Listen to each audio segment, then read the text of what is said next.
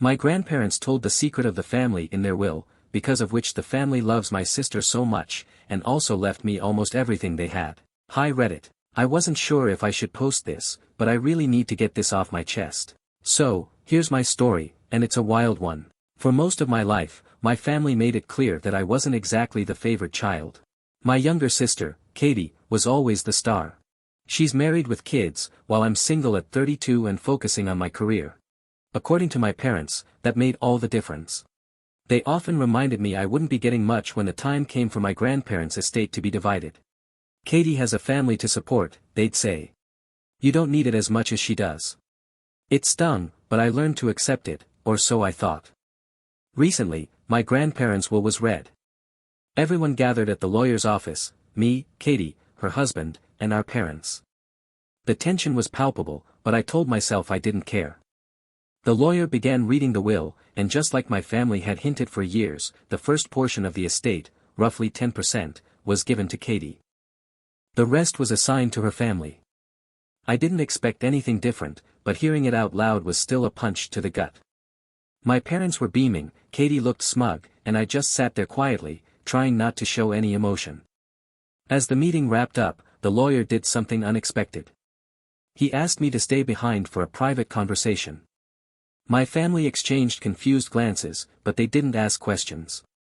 They were too busy celebrating Katie's windfall. Once the room emptied, the lawyer smiled and handed me a sealed envelope. This part of the will was meant for your eyes only, he said. My heart started pounding. What could possibly be left for me? That's when everything I thought I knew about my family turned upside down. When the lawyer handed me the envelope, I could feel the weight of it, heavier than just paper. It felt like a lifetime of unanswered questions. He gave me a moment to open it, so I did, hands trembling as I unfolded the letter inside. It started formally, the way legal documents do, but then came a section in my grandparents' handwriting. My grandfather's words hit me like a freight train. James, it began, if you're reading this, it means you've endured years of being overlooked by your parents. We've watched this happen, and though it hurt us deeply, we couldn't interfere the way we wanted to. Your parents made it clear they believed Katie deserved the best, often at your expense. But we always saw you, James. We saw your kindness, your work ethic, your loyalty, even when it wasn't returned. I had to stop reading for a second. The lump in my throat was impossible to swallow, and my vision blurred. They saw me. They really saw me. The letter went on to explain that the first portion of the will, the part my family had just heard, was never meant to be the full story. The rest of the inheritance, the majority of it, had been left to me. This included the family's lake house, a significant investment portfolio, and a hefty sum in savings. But then came the kicker. My grandparents explained why Katie had always been favored, and the truth was devastating. Katie isn't your biological sister, the letter revealed. Your parents adopted her when she was a baby after struggling to have a second child. We believe this is why they've always overcompensated, showering her with love and attention, while inadvertently neglecting you. It was never fair, James, and we're sorry for what you've endured. My head was spinning. Katie wasn't my sister. My entire life, I believed we shared the same blood, the same history. Suddenly, everything made sense, the favoritism, the constant comparisons, the excuses. My parents had been trying to make up for something, but in doing so, they'd torn me down. The lawyer gave me a sympathetic look. This must be a lot to take in, he said. I nodded, barely able to process what I'd just read. And yet, a small spark of vindication flickered inside me. For once, I had been seen. For once, I mattered. But I wasn't done yet. There was still more to read.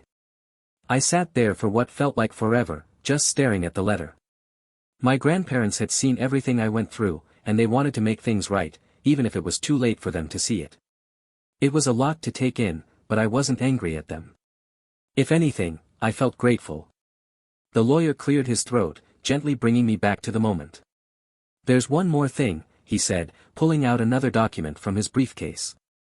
Your grandparents anticipated this inheritance might cause complications with your family. Complications? I asked, although I knew exactly what he meant.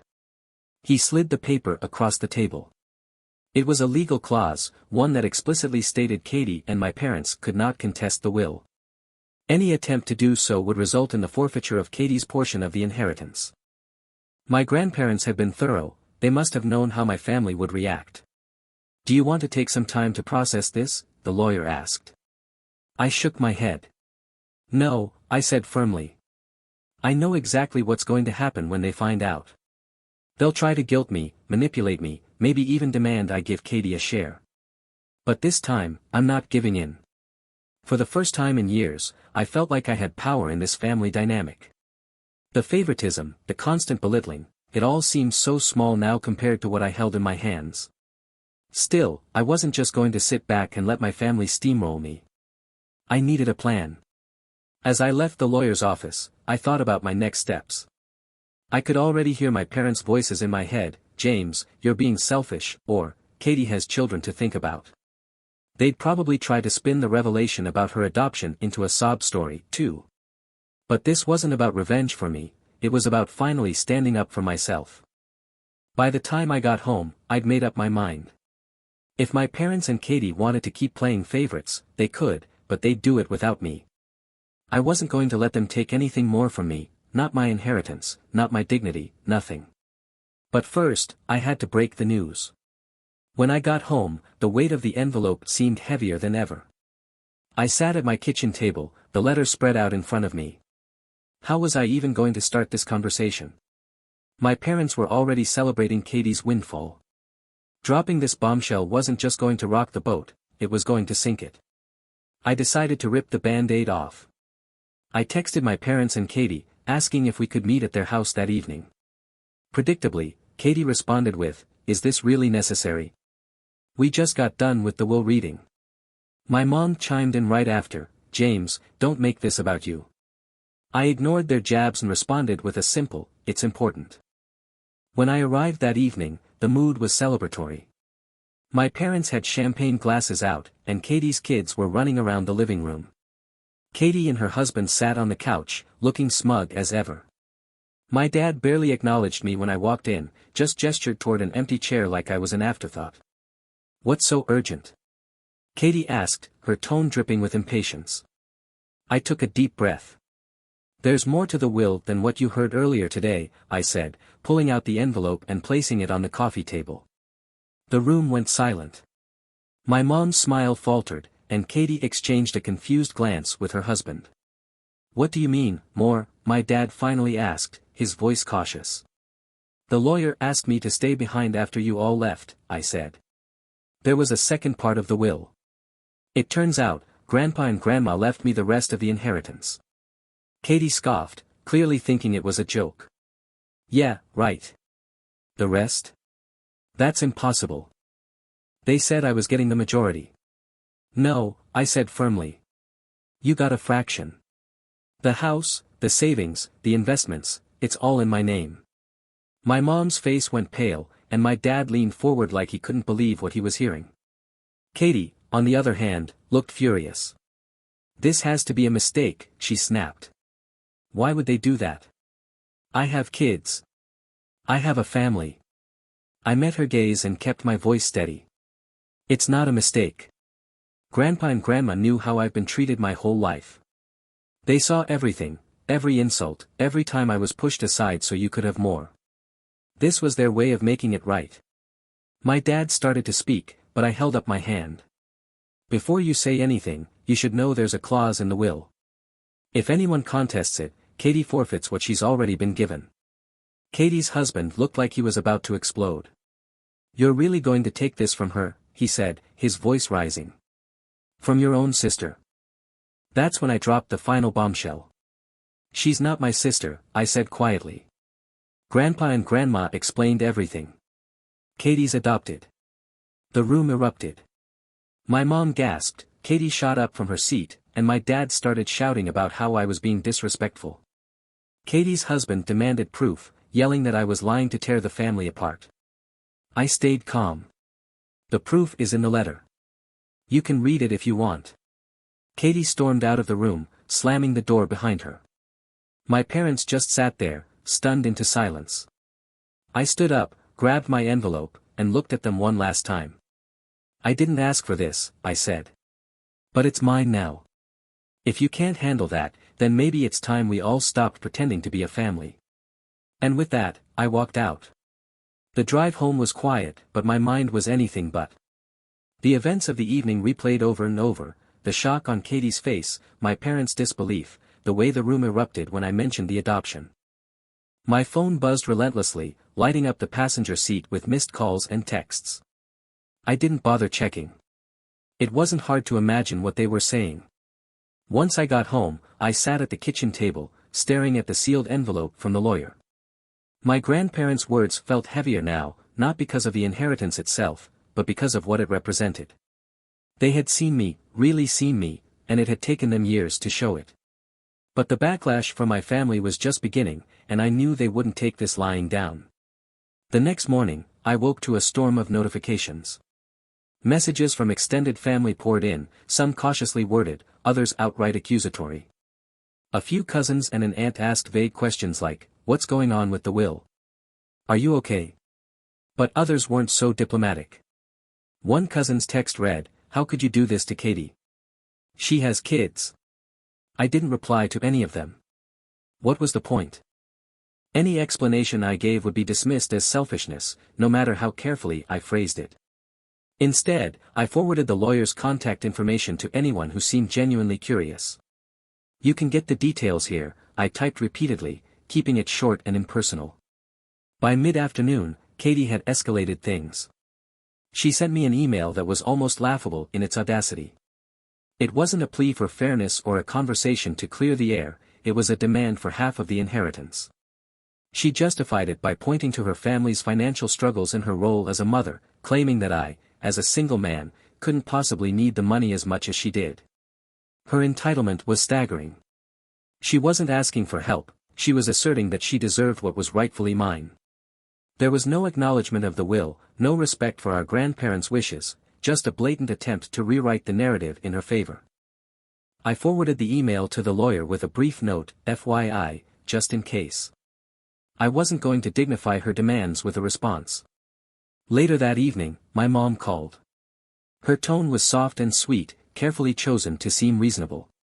She talked about family, about Katie's struggles, and about how this inheritance could ease her burden.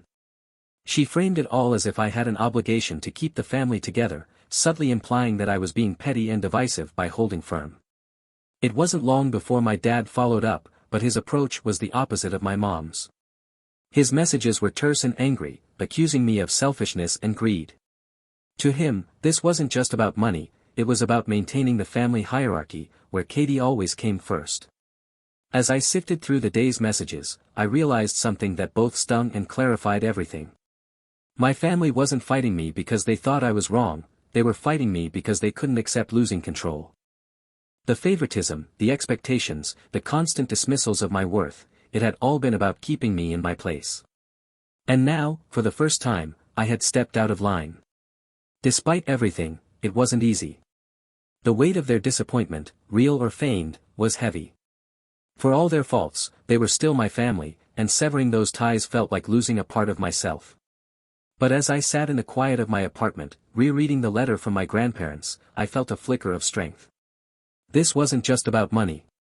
It was about everything I had endured, the birthdays overshadowed, the milestones ignored, the endless comparisons to Katie. My grandparents had seen the truth, and they had given me the means to finally stand on my own.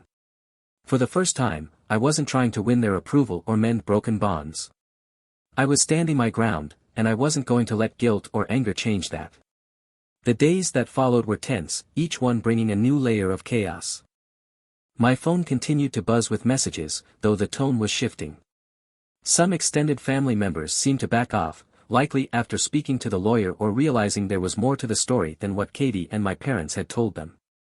Others doubled down, calling me selfish, cold, or ungrateful for everything the family had done for me. Katie, unsurprisingly, didn't let up. She began posting cryptic updates on social media, thinly veiled jabs about family betrayal and selfish greed. A few mutual family friends chimed in to publicly offer her support. The comments were filled with sympathy for her, with strangers lamenting how unfair life was to a mother trying to provide for her children. I stayed silent, refusing to get drawn into a public battle. The first real escalation came 3 days later. Katie showed up unannounced at my apartment. I opened the door to find her standing there, arms crossed, flanked by her husband. Her face was set in that all-too-familiar mix of indignation and self-pity. "We need to talk," she said without waiting for an invitation. I stepped aside, figuring it was better to let them speak than have this confrontation play out in the hallway. Katie wasted no time launching into a rehearsed speech about how our grandparents would have wanted her to have more, and how it was unfair for me to hoard everything. Her husband chimed in occasionally, trying to frame their demands as logical and reasonable, but the underlying entitlement was clear. They weren't here to discuss, they were here to pressure me into giving in. I let them talk, arms folded, until they ran out of steam. Then, calmly, I told them I wasn't changing my decision. The will was clear, and I had no obligation to adjust it to suit their preferences. Katie's composure cracked. She accused me of being heartless, of not understanding the struggles of raising a family, and even of stealing from her children. Her husband joined in, calling me petty and vindictive for not sharing. I stood firm, repeating that the decision wasn't mine to make, it was our grandparents'. And if they had an issue, they could take it up with the lawyer. The conversation ended with Katie storming out, her husband trailing behind her after tossing a few more choice words in my direction.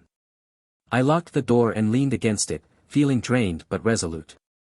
That night, I got a call from the lawyer. He'd been contacted by Katie, who had apparently floated the idea of contesting the will. He reassured me that the no-contest clause was solid, but her actions spoke volumes.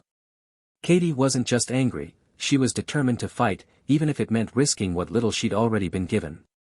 The fallout wasn't limited to Katie. My parents began ramping up their guilt campaign. My mom sent long, emotional texts about family unity and how much this feud was hurting everyone. My dad's messages were shorter but sharper, accusing me of destroying the family for money. It was exhausting, but I couldn't give in. This wasn't about greed or revenge, it was about finally standing up for myself.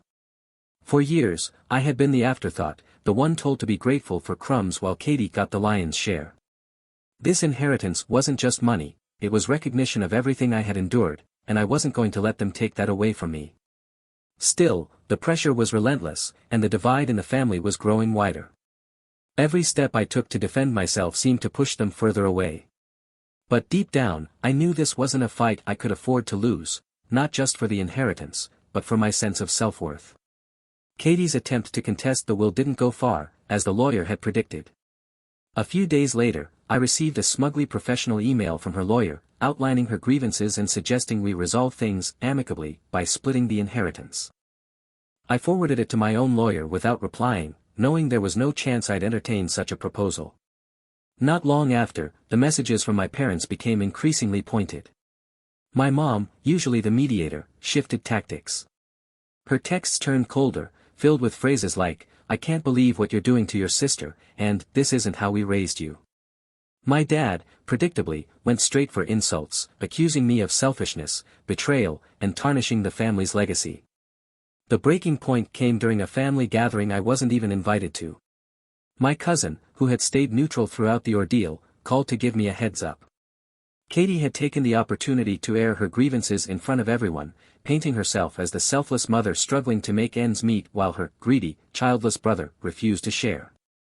She even brought up the adoption, twisting it into a sob story about how she had always struggled to feel like a part of the family and now felt even more excluded. Apparently, my parents had supported her entirely. They made no mention of the favoritism, the years of dismissing me, or the fact that this was my grandparents' explicit decision. Instead, they encouraged the narrative that I was tearing the family apart. I should have felt angry, but mostly, I just felt tired. This wasn't a family anymore, it was a fractured mess, built on years of lies, favoritism, and unspoken resentment. A few days later, my mom called, her tone sharp and final. She didn't ask how I was or try to soften her words. Instead, she informed me that if I didn't do the right thing and share the inheritance, I would no longer be welcome at family gatherings. "You're choosing money over us," she said. The words hung in the air, heavy and accusatory.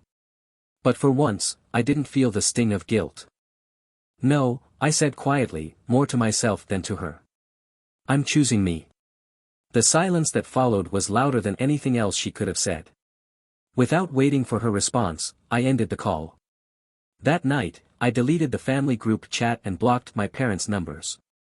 It felt drastic, but it was the only way to preserve what little peace I had left. For the first time in years, I wasn't looking over my shoulder, waiting for their approval. I wasn't trying to fix something that had been broken for as long as I could remember. It hurt, of course it hurt. But it also felt like freedom. The silence that followed my decision was jarring. For so long, my family's voices had been a constant presence in my life, even if they were more critical than kind. Cutting them off left a void I wasn't sure how to fill, but it also brought a sense of calm I hadn't experienced in years. Days turned into weeks, and slowly, the chaos began to fade. The calls and messages stopped, whether out of resignation or exhaustion, I didn't know.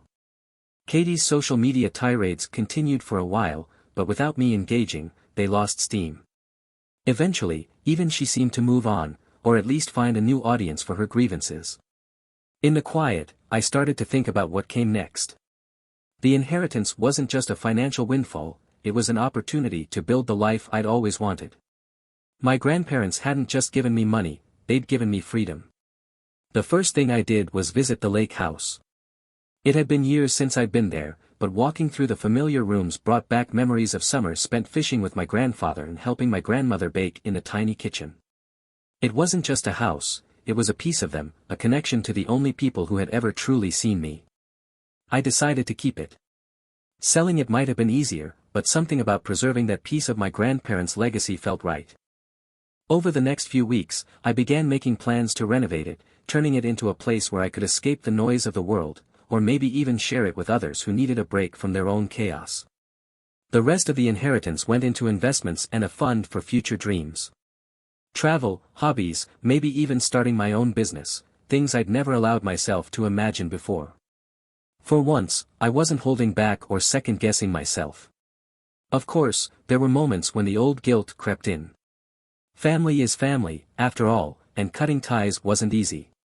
I missed the good moments, the rare times when things felt normal, when we laughed or shared stories without the weight of favoritism or resentment. But those moments had been fleeting, overshadowed by years of neglect and imbalance. One evening, while sorting through some of my grandparents' belongings, I found another letter, tucked away in a box of my grandmother's keepsakes. It wasn't addressed to me, but the words felt personal all the same. Family isn't just about blood, it read. It's about the people who lift you up, who see you for who you are, and love you anyway. Hold on to those people, and let the rest go. I sat with those words for a long time, feeling a bittersweet sense of closure. My grandparents had seen everything, even the things I thought they'd missed. They knew the family was fractured, and they'd given me the tools to break free and start over. For the first time, I didn't feel alone. Months passed, and the silence from my family became the norm. Occasionally, a distant relative would message me about how they wished we could go back to how it used to be. I didn't respond. The past wasn't worth returning to. Then, unexpectedly, my dad emailed me. His tone was formal, not apologetic. He suggested meeting to move forward and put the inheritance behind us. There was no mention of Katie or any acknowledgement of wrongdoing, but curiosity got the better of me, and I agreed. We met at a quiet diner. My dad was already seated, looking unusually tense. He began talking about the family, how things had been strained since the will and how my mom missed me. He avoided any hint of an apology, framing everything as misunderstandings. Eventually, he brought up the inheritance, suggesting that making concessions could heal the family. The implication was clear, they wanted money. I felt the familiar sting of disappointment. This wasn't about mending relationships, it was about control. I calmly told him I wasn't revisiting the inheritance. My grandparents' wishes were clear, and I wasn't going to change that. His calm facade cracked as he accused me of being stubborn and ungrateful, but I stood my ground. The meeting ended abruptly, and later that night, he sent a text, "You've made your choice. Don't expect us to reach out again." It stung, but not as much as I expected. For the first time, I felt at peace with letting go. After my dad's message, the finality of it settled over me. It wasn't the closure I'd hoped for, but it was a kind of ending. The weight I'd carried for years, of trying to prove myself, of seeking approval that would never come, was finally lifting. In the following weeks, I turned my focus entirely to my future. The lake house became my passion project. I threw myself into its renovation, bringing it back to life while keeping the details my grandparents loved intact. The process was therapeutic, a tangible reminder of the love and care they'd shown me in their own quiet way. I also began reconnecting with people who truly mattered, old friends, colleagues, and even extended family members who had stayed neutral throughout the fallout. Some of them reached out after hearing about the drama, offering support and understanding. For the first time in years, I felt seen by people who didn't expect me to give anything in return. Financially secure for the first time in my life, I explored interests I'd long ignored. I started taking weekend trips, tried new hobbies like photography and woodworking, and even signed up for cooking classes. Each step forward felt like reclaiming a piece of myself that had been buried under years of family dysfunction. Occasionally, I'd hear about Katie or my parents through the grapevine. Katie was still vocal about her perceived injustice, though fewer people seemed to pay attention as time passed. My parents remained distant, sticking to their decision to cut ties. It hurt sometimes, but I reminded myself that their absence wasn't a loss, it was space to grow. One sunny afternoon, while sitting on the porch of the lake house, I realized how much had changed. The life I was building felt like my own for the first time, not something shaped by the demands or expectations of others. My grandparents had given me more than just their inheritance. They'd given me a chance to start fresh. And I wasn't going to waste it.